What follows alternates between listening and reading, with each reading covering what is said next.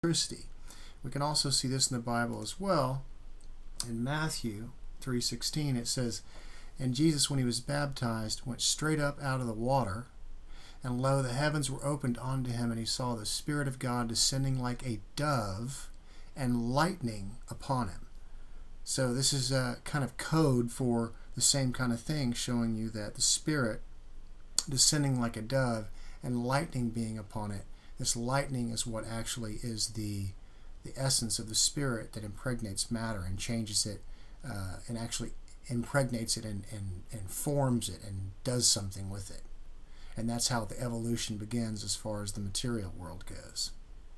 Now Milton in Paradise Lost, as you can see, he's saying the Spirit of God moved upon the face of the waters, but he's also saying a dove-like sat brooding over the vast abyss.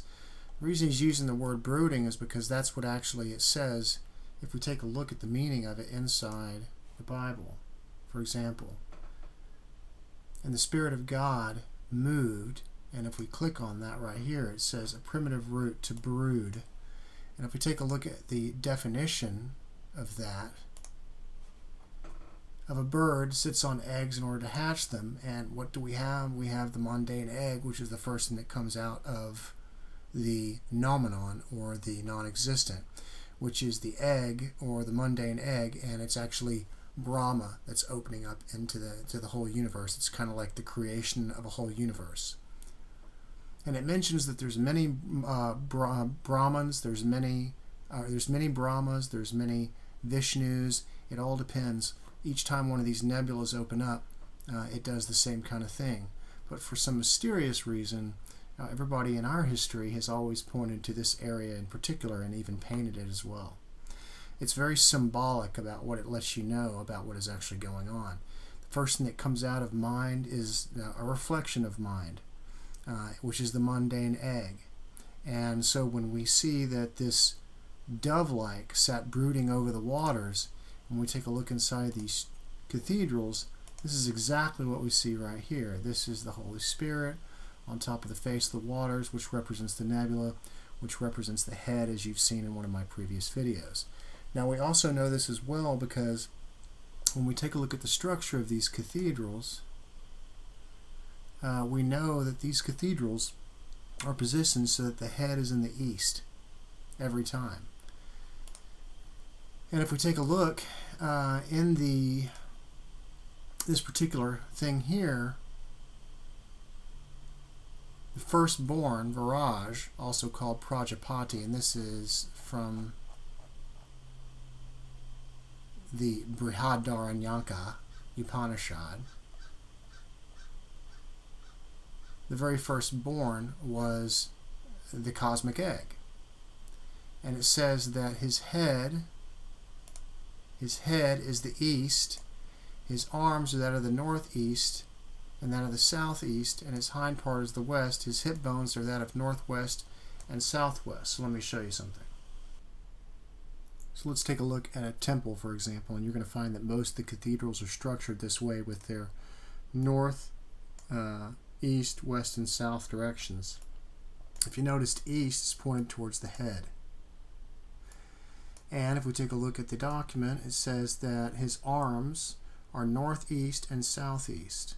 And if we take a look at that, northeast, this would be on the north side, and this would be on the east side, so northeast, southeast. And then down here, his hip bones are northwest and southwest. And that's towards the west, so we have northwest and southwest. So you can see the temple is structured the same as what we see as the cosmos. And what we see here is that this area right here, which represents the very east, which is the high altar, represents the head, and that is the dove sitting over the waters, which is the mundane egg, or the nebula, which is the firstborn. The firstborn, which is light, let there be light. So the nebula represents the head.